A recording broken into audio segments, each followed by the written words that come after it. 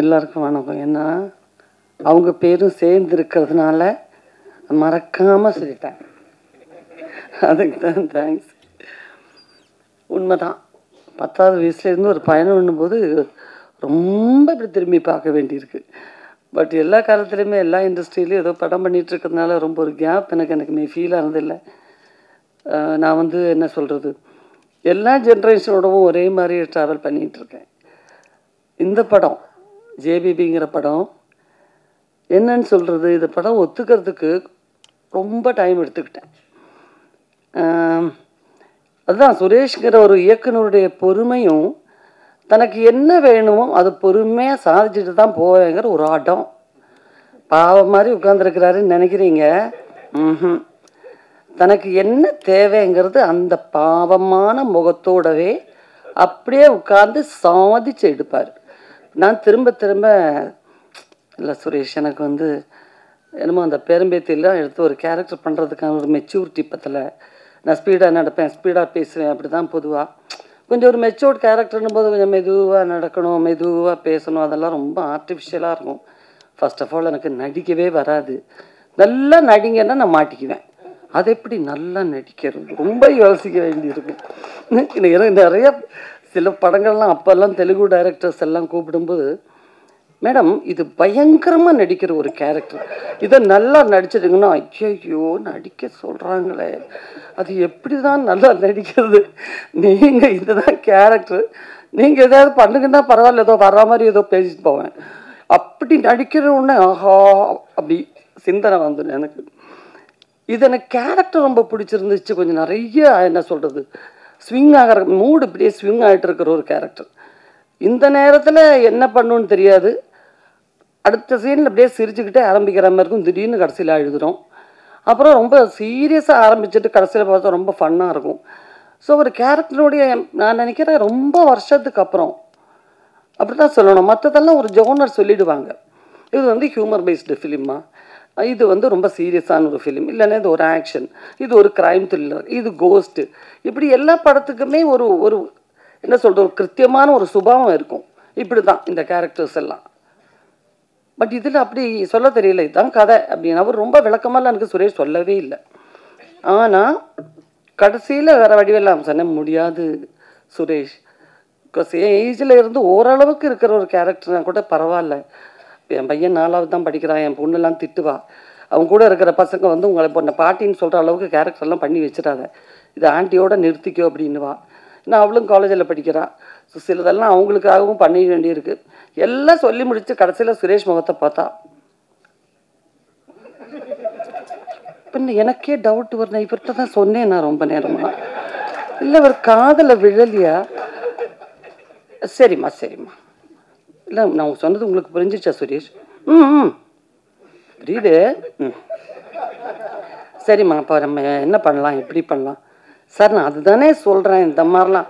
ஓ correct ஆமாம்மா சொன்னீங்கல்ல. சரி அப்போ எப்போ ஷூட்டிங் வச்சிடலாம்?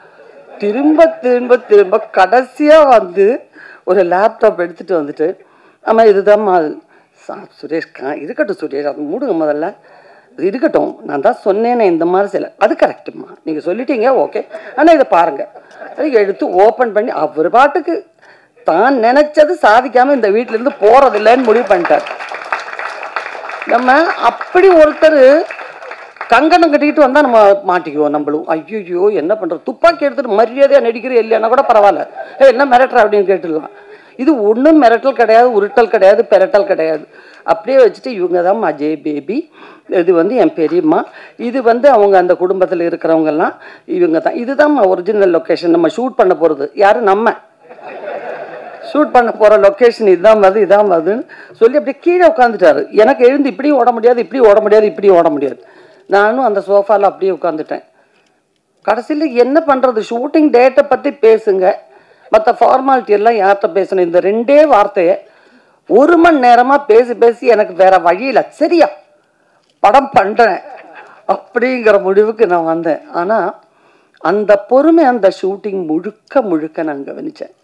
ஏன்னா ஒரு படம் என்னதான் அந்த தான் வாழ்க்கையில் நடந்த சம்பவமாக இருந்தும் கூட எப்போவாவது ஒரு இயக்குனருக்கு ஒரு சின்ன பதட்டம், இல்லை பப்ளிக் ரோடில் நிறைய ஷூட் பண்ணியிருக்கோம், இந்த கேமரா ஜெயந்தையும் ரொம்ப ஒத்துக்கணும். ஏன்னா நடு ரோடெல்லாம் ஷூட் பண்ணி நாங்கள் பாட்டுக்கு அந்த ரோட்டில் ஓடுறதெல்லாம் ரொம்ப கஷ்டப்பட்டு தான் ஷூட் பண்ணோம். ஏன்னா வித்தவுட் பிரேக்கில் போய் அந்த வெயிலில் அந்த மெலடி ஒரு ஆக்ட்ரஸ் தானான்னு எனக்கு ரொம்ப டவுட் இருந்துச்சு. ஒரு 5-6 நாள் இந்த பொண்ணு இந்த கூட்டத்தில் இருந்து வந்துச்சா இல்லை இந்த ஃபேமிலியில் இருக்கிற பொண்ணா, அப்படி ஒரு இமோஷனலான ஒரு முகம், அவ்வளோ நேச்சுரலான பெர்ஃபார்மன்ஸ். அண்ட் நம்ம தினேஷும் மாறனும் எல்லாருமே, நான் தினேஷுடைய ஒரு ரசிகன்னு சொல்லணும். ஏன்னா அவ்வளோ ஒரு என்ன சொல்கிறது, மனசு முழுக்க அந்த கேரக்டரு அந்த இமோஷனை ஏற்றுக்கிட்டு அப்புறம் தான் வெளியே வரும். இப்போ நான் பிகினிங் டேஸ்லாம் சுரேஷ்ட கேட்டேன், சுரேஷ் ஒன்றும் தினேஷ் முகத்தில் ஒன்றுமே இருக்கிற மாதிரி தெரியல, அப்படியே ஒரு சன்னியாசினியுடைய நிசங்கமான ஒரு முகம். இதை வச்சுட்டு நமக்கு நிறைய இமோஷ்னல் சீன்லாம் வருது. நான் படங்கள்லாம் பார்க்கும்போது நல்லா இருந்தது, அட்டகத்தி விசாரணை எல்லாம் பார்க்கும்போது இருந்தது. அப்படி தான் இதில் இருக்குமா இருக்கும் அதெல்லாம் இருக்கும், ஒன்றும் கவலைப்படாதீங்க. ஆனால் படத்தை பார்க்கும்போது உண்மையிலே அந்த இமோஷனில் சில சீன்ஸ் எல்லாம் எனக்கு சாதாரணமாக தெரிஞ்சு தர ஆக்ட் பண்ணும்போது. அப்புறம் தான் நினச்சேன் நம்மளையும் இப்படி தான் நினைப்பாங்களோ, முகத்தில் ஒன்றும் சரியாக தெரியல. அதுக்கப்புறம் சொல்லணும்னா நம்ம மாறனுடைய பொதுவான ஒரு என்ன சொல்கிறது, அந்த ஒரு டீமே இல்லை இங்கே. நீங்கள் கலாய்க்கிறதுக்கு சுரேஷையும் கலாய்க்க முடியாது. ஏன்னா அதுக்கெல்லாம் ரொம்ப அப்பாற்பட்ட ஒரு முனிவர். அவர் வாட்டுக்கு நடந்து, அவர் வாட்டுக்கு வந்து, அவர் வாட்டுக்கு நின்று, நீங்களாம் என்ன பெண்ணுங்கய்யா, நான் தான் அதை முடிவு பண்ணி வந்துட்டேன், இதை எடுத்துக்கிட்டு தான் போகிறது அப்படின்னு. தினேஷ் வந்து மாறன் உட்கார்ந்துருக்கிறத பார்த்தாலே சிரிச்சுக்கிட்டே அப்படி ஆகிற ஒரு ஆள். எனக்கும் அதை பார்த்தீங்களா, அந்த கோழி குஞ்சு முட்டையிலேருந்து விரிஞ்சா மாதிரியே ஒரு முகத்தை வச்சுக்கிட்டு யாரை கலாய்க்கலான்னே இப்படி ஆராய்ச்சி பண்ணி, அதுவும் கல்கட்டாலாம் நம்ம வெளியூர் தெரியாத ஒரு ஊரில் ஷூட்டிங் போனால் அங்கே சாப்பாடு எப்படி இருக்கும், இல்லை அதை ஆர்டர் பண்ணி சாப்பிட்டுக்கலாம், இதை வாங்கி சாப்பிட்லாம், இப்படியெல்லாம் ஒரு ஆசை இருக்கும். வாய்ப்பே இல்லை. கல்கட்டா வெறும் தித்திப்பாக கிடைக்கும் நிறையா. அப்புறம் மீன் குழம்புலேயும் தித்திப்பு இருக்கும், எல்லாத்துலேயும் சர்க்கரை போட்டுருவாங்க. ஸோ அது எங்களுக்கு மெஸ்ஸில் நல்ல ஃபுட் அது வந்துட்டுருக்குன்னு ஒரு சேஞ்சுக்காக சொல்கிறேன். அதில் வேற ஒரு மாதிரி என்னத்தான் இந்த ஊரில் வாங்கி சாப்பிட்றதே, 1/2 கிலோ பூண்டு 1/2 கிலோ வெங்காயம் வாங்கிட்டாயா, ஒன்றுமே கிடைக்கலன்னா பூண்டு வெங்காயமாக வாங்கி திம்பிங்க அப்படிங்கிற மாதிரி கவரில் கொண்டு வந்து வெங்காயத்தை எடுத்து வச்சு தின்னுட்டு இருப்பார். ஒன்றுமே முடியலைன்னா அந்த பொண்ணு அசிஸ்டண்ட்டாக இருக்கிற பொண்ணு ஜெஸ்ஸி, அவளை கலாய்க்கிறது. இப்போ நான் இப்படியே பார்த்துட்டே இருப்பேன். ஏன்னா பாவம் ஒருத்தர் இப்படி இயலாமல், ஏன்னா அந்த சந்தானம் டீம்லலாம் எல்லாம் கவுண்டர் பேசிக்கிட்டே இருப்பாங்க, இங்கே வேறு வழியே இல்லை. நானும் வேற ஒரு மாதிரிங்கிற ஒரு மாதிரி அந்த ஒரு இதில் தானே மேக்கப்பில் தானே உட்காந்துருக்கேன், ஒன்றும் என்கிட்ட ஒன்றும் பேசுகிறாப்புல இல்லை. அப்புறம் அந்த பொண்ணை பிடிச்சிட்டு, ஏமா அது என்ன லொடன்னு பேண்டை போட்டு தெரியுது மேடம், ஏன்பா, இல்லை அங்கே பாருங்களேன் எங்கள் வீட்டிலலாம் மாவு மிஷின் இருக்கும் பார்த்தீங்களா, அந்த துணி காணாமல் போயிடுது எங்கள் ஏரியாவில், எடுத்து இந்த பொண்ணு தான் எடுத்துக்கிட்டு போய் பேண்ட்டு தைக்கிது போல இருக்கு. ஒரு வழி இல்லாமல் யாரை கலாய்க்கிறதுன்னு தெரியாமல் நாய்க்கு பூனைக்கெல்லாம் டப்பிங் பண்ணிக்கிட்டு இருந்தது ரோட்டில். பட் அவரே ஒரு ஸ்டேஜில் அந்த படத்தில் இமோஷனலாக நடித்து நான் படம் பார்க்கும்போது உண்மையிலே எனக்கு கண்ணில் தண்ணி வந்துருச்சு. ஏன்னா எல்லாம் நடிகருக்குள்ளேயும் இருக்கிற அந்த ஒரு திறமையை இது கண்டெடுத்தது ரஞ்சிதா சுரேஷா 2 பேருக்கும் ஹேட்ஸ் ஆஃப். பிகாஸ் பொதுவாகவே பாரஞ்சித்தனுடைய படங்கள் மேலே இருக்கிற எனக்கு இருக்கிற பெரிய ஈர்ப்பு என்னென்னா, அப்போ அந்த மெலடி சொன்ன மாதிரி அங்கே இன்னொரு ஆர்டிஸ்ட் அவங்களும் சொன்னாங்க, நிறம் இப்படி இருக்கணும், உருவம் இப்படி இருக்கணும், இந்த கான்செப்டுக்கெல்லாம் அப்பாற்பட்ட டோட்டல் ப்ரொடக்ஷனே அங்கேருந்து வர்ற ஒவ்வொரு படங்களும் அப்படி தான் இருக்கும். ஏன்னா எப்படி இவங்க ஆர்டிஸ்ட்டை செலக்ட் பண்ணுறாங்கன்னு நமக்கு வியப்பாக இருக்கும். ஆடிஷன் பண்ணலாம், எல்லாம் பண்ணலாம், இருந்தாலும் அவங்களுடைய உண்மையான அவங்களுக்குள்ளே இருக்கிற கண்டென்ட் இவ்வளோ இருக்குங்கிறத சொல்கிறது, கண்டுபிடிச்சு அதை வெளியே கொண்டு வர்றதுங்கிறது ஒரு பெரிய விஷயம். எத்தனை பேர் ஆர்டிஸ்ட் வந்திருப்பாங்க இப்போ இதிலே பாருங்கள், எவ்வளோ பேர்னு நிறைய பேர் ஆக்ட் பண்ணியிருக்காங்க. அதில் கொஞ்சம் பேர் தான் வந்திருக்காங்க, மீதியெல்லாம் யாரும் வரல. அவ்வளோ ஆர்டிஸ்டுங்களை கொண்டு வந்திருக்காங்க. அண்ட் பொதுவான ஒரு விஷயத்தை எடுத்து அந்த கதை எப்படி நம்ம வெங்கட் பிரபு சொன்னது 100% கரெக்டு.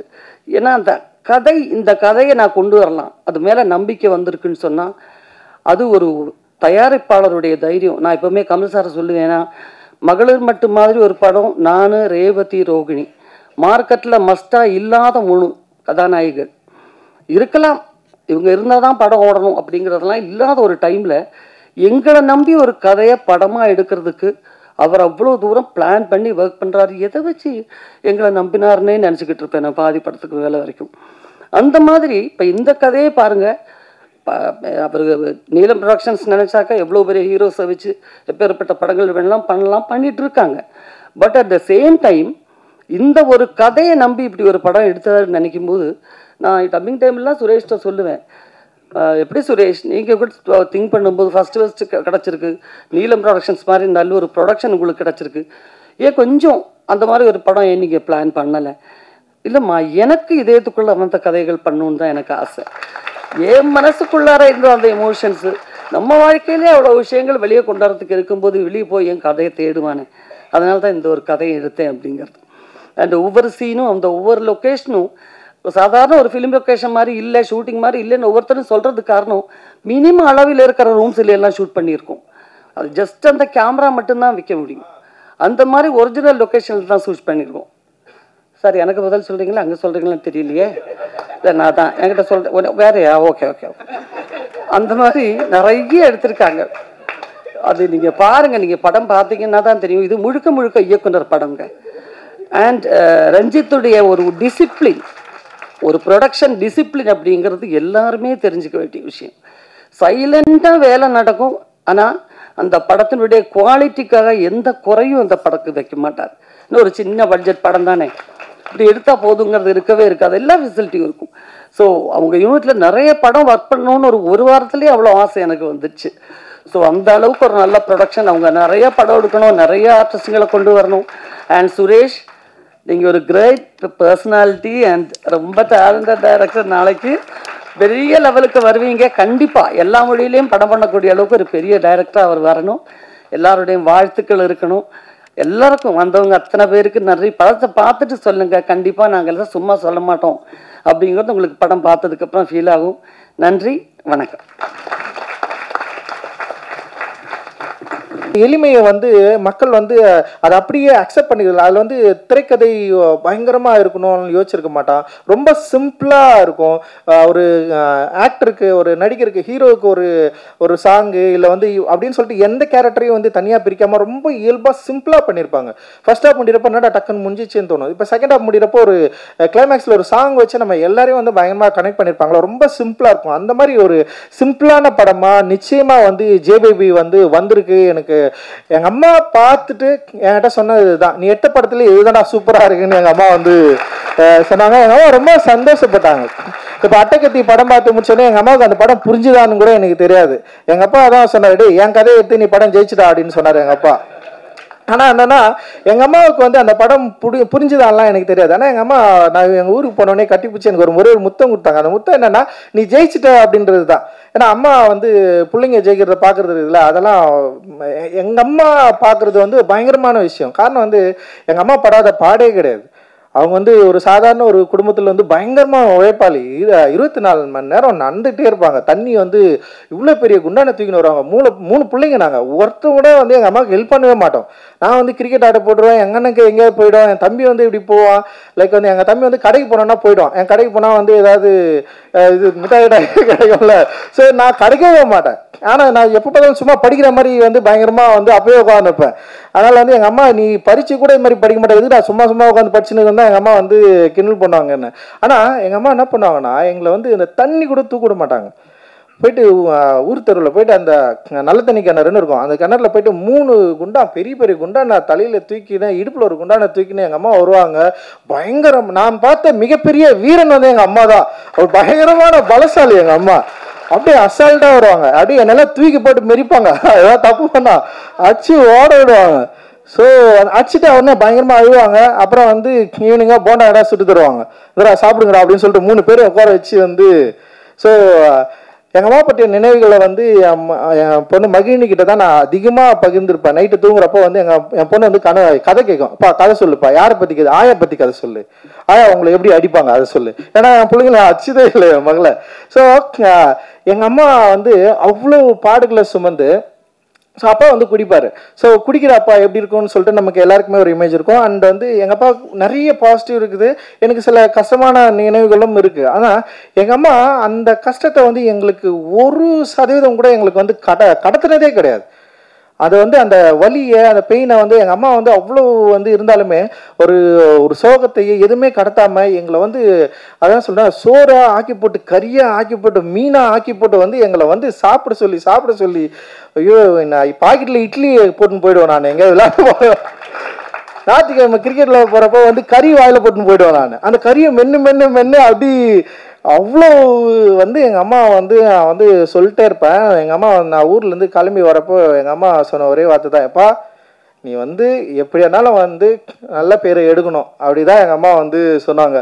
ஸோ எங்கள் அம்மா சந்தோஷப்படுற மாதிரி எங்கள் அம்மா வந்து மகிழ்ச்சி அடைகிற மாதிரி வந்து என் ப்ரொடக்ஷனில் ஒரு படம் வந்திருக்கு. எங்கள் அம்மா பார்த்து ரொம்ப சந்தோஷப்பட்டாங்க. எங்கள் அம்மாவுக்கு வந்து சரி எல்லா அம்மாவுக்குமா தான் ஒரு தலித் குடும்பத்தில் இருக்கிற அம்மாவுக்கு வந்து ஒரு பிரச்சனை கேட்பா, நீ எங்கே போனாலும் நீ யாருன்னு கேட்டால் சொல்லாதன்னு சொல்லுவாங்க, நீ என்ன கறி சாப்பிட்றன்னு கேட்டு இதெல்லாம் செய்யாதுன்னு சொல்லுவாங்க. ஸோ அதே தான் எங்கள் அம்மா சொல்லி என்னையும் அமிச்சாங்க. நம்ம பேசுறதை பார்த்து எங்கள் அம்மாவுக்கு ரொம்ப பயம் இருக்கும். எப்போ போகிறப்ப டே ஏன்டா நீ இப்படி ஸ்டேஜில் இப்படியெல்லாம் பேசுகிற, கத்தாதரா, சண்டை போடாதரா, யார்கிட்டயும் நீ எதுக்குடா இப்படி பண்ணுற, பயமாகறா, வயிற்றுல நெருப்பு கட்டினுக்கிற மாதிரி இருக்குன்னு சொல்லுவாங்க எங்கள் அம்மா ஒவ்வொரு முறையும். ஸோ அப்பா இறந்ததுக்கப்புறம் அப்பாவே அப்படிதான். ஆனால் எங்கள் அப்பாவுக்கு வந்து ரொம்ப பெருமை. என் ஃபோட்டோ எப்போ ஏதாவது வந்து தினத்தந்தில் இதெல்லாம் வந்ததுன்னு வச்சுக்க, அது கட் பண்ணி எடுத்து போயிட்டு அவர் ஆஃபீஸ்ல எல்லாம் போட்டு கடவுள் பயங்கரமாக பண்ணார். என் பையன் இப்படி பேசுகிறான் அப்படி பேசுகிறான்னு அதெல்லாம் பண்ணார். ஆனால் கடைசி காலத்தில் அப்பா வந்து ஹாஸ்பிட்டலில் இருக்கிறப்போ எனக்கு வந்து அப்போ ராஜராஜன் சொன்ன இஷ்யூவில் வந்து எனக்கு வந்து இந்த பெயில் கிடைக்கிறதுல கொஞ்சம் போயிட்டு இருந்தேன். அந்த டென்ஷனில் அப்பா இருந்தார். அப்போ அப்பாவை மூக்கில் இதெல்லாம் வச்சுட்டு இருந்தாங்க. அப்போ வந்து அவருடைய அப்பயும் என்ன பண்ணுறாருன்னா வந்து டிவியில் பார்த்துட்டு இருக்காரு. அப்பா அப்பல்லோவில் வந்து இருக்கிறாரு, டிவியில் பார்த்துட்டு இருக்காரு. எனக்கு பெயில் வந்தது வந்து அதில் பார்த்துருக்காரு போல். பார்த்துட்டு அவருக்கு பயங்கர சந்தோஷமாயிடுச்சு. போனால் வந்து அவர் கண்ணிலேருந்து கண்ணீர் வந்தது. டே இது மாதிரி வந்து உனக்கு பெயில் கிடைச்சதை பார்த்தேன்ப்பா, நீ இது மாதிரிலாம் பேசாதப்பா, அதெல்லாம் பண்ணாதப்பா அப்படின்னா. அப்போ நான் சொன்னேன்ப்பா நம்ம பேசலைன்னா வேறு யார்ப்பா பேசுவாங்க, நம்ம தான் பேசி ஆகணும் அப்படின்னு சொன்னாலே வந்து அவருக்கு வந்து அந்த பயம் இருந்தாலுமே அம்மாவுக்குமே அந்த பயம் இருந்தாலுமே அம்மா வந்து என்னை வந்து இப்போ வரைக்கும் நம்ம வீட்டுக்கெல்லாம் போனால் ரஞ்சம்மான்னு கூப்பிடுவாங்க. என்ன ரஞ்சம்மா, எங்கள் அம்மாவுக்கு பொண்ணு இல்லை, அதனால் என்னை வந்து ரஞ்சம்மான் தான் கூப்பிடுவாங்க. ஸோ அந்த ரஞ்சம்மான்னு கூப்பிட்றப்போ இப்போ எங்கள் அம்மா வந்து இந்த 3 பிள்ளைங்களும் டிஃப்ரெண்ட்டாக பார்த்ததே கிடையாது. எனக்கு இன்னும் எங்கள் அம்மா மேலே பெரிய பொறாமல் இருக்கும். ஏன்னா எங்கள் அம்மா வந்து எங்கள் அண்ணன் மேலே அவ்வளோ பாசமாக இருப்பாங்க. என் தம்பி மேலே அவ்வளோ, என் தம்பி கூட தான் இருக்கிறாங்க. எங்கள் வீட்டுக்கு வேணால் வரமாட்டாங்க. இங்கே வந்தாங்கன்னு வச்சிங்களா, ஒரு நாள் இருப்பாங்க, 2 நாள் உடனே ஓடுறாங்க. வேலை இருக்குதுடா, நான் போகிறேன், என்னமா வேலை இருக்குது உனக்கு அப்படின்னு நான் கேட்பேன். நான் இன்னைக்கு போயிட்டு வந்து அங்கே வீட்டில் வந்து ஒரு லைப்ரரி கட்டணும்னு நான் சொன்னேன். எங்கள் அம்மா தான் அந்த இடம்லாம் க்ளீன் பண்ணி மண்ணு போட்டு, எப்போ மண்ணு போட்டுட்டாடே காசு அனுப்படா அப்படின்னு. ஸோ இந்த மாதிரி அம்மா வந்து என்னோட அம்மா இருக்காங்கல்ல, அந்த அம்மாவை லைக் வந்து ஜேபிபியில் வந்து அந்த மாதிரி ஒரு அம்மாவை நம்ம பார்க்குறப்போ வந்து பல இடங்களில் வந்து எனக்கு வந்து எமோஷ்னல் ஆச்சு. ரொம்ப சிம்பிளாகவே எமோஷ்னலாகிற ஒரு ஆள் தான் நான். ஏன்னா எங்கள் அப்பா வந்து டிவி பார்த்துன்னு இருக்கிறப்போ வந்து தங்கச்சி பாசம் வந்துச்சுன்னா எங்கள் அப்பாவுக்கு தொண்டையெல்லாம் ஒலிக்கும், அப்படியே அழுவார், கண்ணீராக ஊற்றும், தேம்பி அழுவார். நாங்களாம் பயங்கரமாக உட்காந்து சிரிச்சுட்டு இருப்போம். ஸோ அந்த டைமில் நமக்கு புரியாது இல்லை, டிவி பார்க்குறப்போ ஒரு அம்மாவை பற்றி வரப்போ இல்லை வந்து தங்கச்சியை பற்றி வரப்போ ஒரு எமோஷ்னல் பயங்கரமாக ஒர்க் ஆகும் எங்கள் அப்பாவுக்கு. ஸோ அந்த மாதிரி நான் இப்போ இந்த படங்கள்லாம் பார்க்குறப்ப உட்காந்து நான் எழுதுன்னு இருக்கிறேன் நான். இப்போதான் எனக்கு தெரியுது. ஸோ வந்து படங்களில் இருக்கிற அம்மாக்களில் இந்த கதாபாத்திரங்கள் வந்து எப்படி வந்து மனிதர்களோட வந்து ஒன்றி போகுது, அது வந்து எவ்வளவு பயங்கரமாக வந்து எமோஷனில் வந்து கொடுக்குது அப்படின்றத வந்து ஜேபிபி படத்து மூலமாக நான் பயங்கரமாக வந்து என்ஜாய் பண்ணேன். இந்த என்ஜாய்மெண்ட் டெஃபினட்டாக உங்களுக்கு வந்து கிடைக்கும் அப்படின்னு நான் நினைக்கிறேன். ஸோ ஏன்னா இன்னைக்கு ஒரு டேர்ம் உருவாயிடுச்சு, இந்த மாதிரியான படங்கள் யார் பார்ப்பாங்க, இந்த மாதிரி படங்களுக்கு என்ன ரசிகர்கள் இருக்கிறாங்க. இப்போ ஓடிடி தளங்களே இந்த மாதிரி படங்களை வாங்குறதுக்கு பயங்கரமாக யோசிக்கிறாங்க. அவங்க சொல்கிறது என்னென்னா, எங்களுடைய ரசிகர்கள் வேறு, எங்களுடைய ரசிகர்கள் வந்து இந்த மாதிரியான படங்களை வந்து பார்க்க மாட்டாங்க, அவங்க வந்து ஒரு முன்முடிவோடு இருக்கிறாங்க. எனக்கு ரொம்ப ஆச்சரியமாக இருக்குது, ஒரு சினிமாவை எப்படி வந்து இவங்க முன்முடிவோடு அணுகிறாங்க, எப்படி இந்த படங்களை இவங்க பார்க்க மாட்டாங்க. அதாவது முன்னாடி இப்போ அட்டகத்தி படம் பார்த்துட்டு நிறைய பேர் ஃபர்ஸ்ட் படம் பார்த்துட்டு நிறைய பேர் படம் பிடிக்கலன்னாங்க, வேணானாங்க. அதுல இருந்து வந்தவன் தான் நான். அட்டகத்தி படத்தின் மூலமா தான் நான் இவ்வளவு தூரம் வந்து நின்று இருக்கிறேன். பல பேருக்கு பிடிக்கல படம்.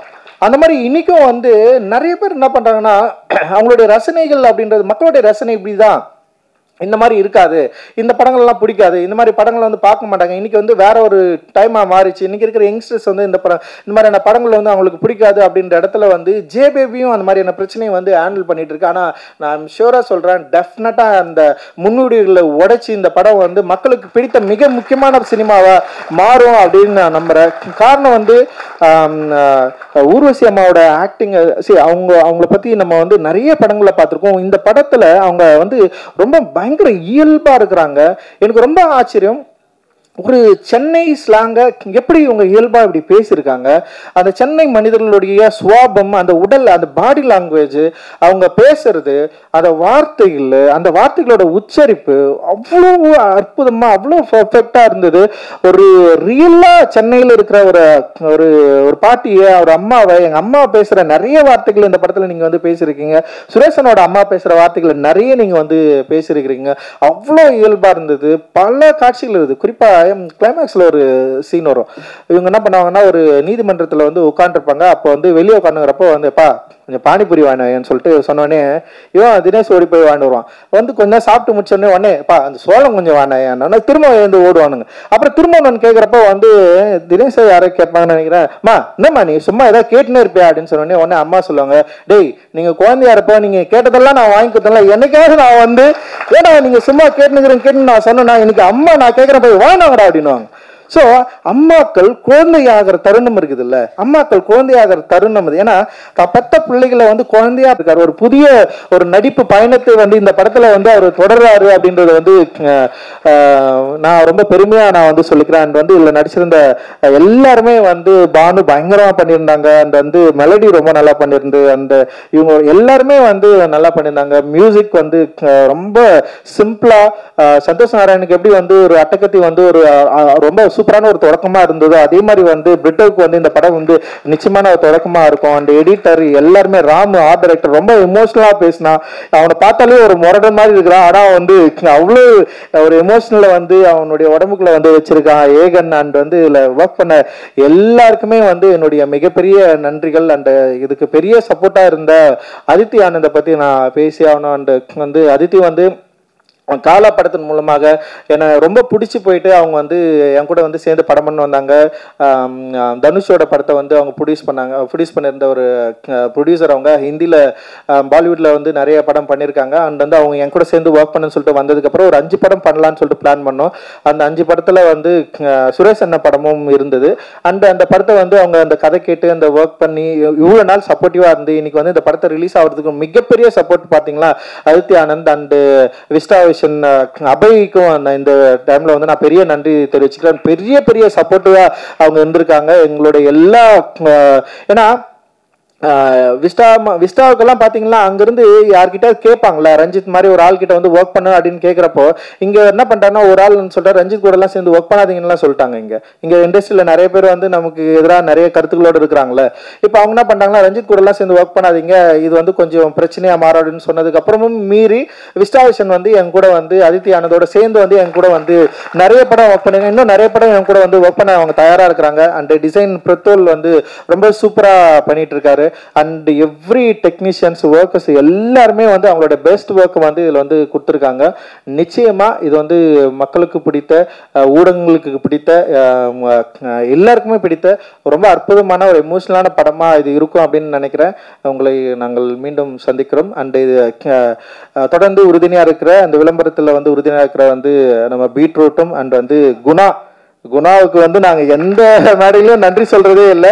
பிஆர்ஓ குணா அண்ட் அவருடைய தம்பிகளுக்கு வந்து என்னுடைய மிகப்பெரிய நன்றியும் மகிழ்ச்சியும் நான் தெரிவிச்சுக்கிறேன். எல்லாரும் சொல்றாங்க. கவிதாவுக்கு வந்து ரொம்ப நன்றி. அவங்களுடைய அடைமொழியில வந்து எல்லாரும் வந்து அற்புதமா அவங்க வந்து எல்லாரையும் இன்வைட் பண்றது. அண்ட் இந்த படத்தை எங்களோட சேர்ந்து ரிலீஸ் பண்ற சக்தி ஃபிலிம் ஃபேக்டரிக்கு வந்து இந்த இடத்துல வந்து நன்றி தெரிவிச்சுக்கிறேன். காரணம் வந்து ப்ளூ ஸ்டார் அப்படின்ற வெற்றி படத்தை தொடர்ந்து நம்ம தொடர்ந்து இயங்கலான்னு சொல்லிட்டு இந்த படத்து மேலே பெரிய நம்பிக்கை வச்சு, என் மேலே பெரிய நம்பிக்கை வச்சு இந்த படத்தை வந்து March 8 வந்து நம்ம வந்து ரிலீஸ் பண்ணுறோம். அண்ட் அவங்க வந்து ஒரு பெரிய சப்போர்ட்டிவாக இருந்தாங்க. அண்ட் சக்திவேலனுக்கு வந்து என்னுடைய மிகப்பெரிய நன்றிகள். March 8 வந்து மகளிர் தினத்தை முன்னிட்டு இந்த படத்தை வந்து ரிலீஸ் பண்ணுறோம். அண்ட் எல்லாருமே உங்களுடைய அம்மாக்களோட வந்து இந்த படத்தை பார்க்கணும் அப்படின்னு சொல்லிட்டு நாங்கள் வந்து வேண்டுகோள் வைக்கிறோம்.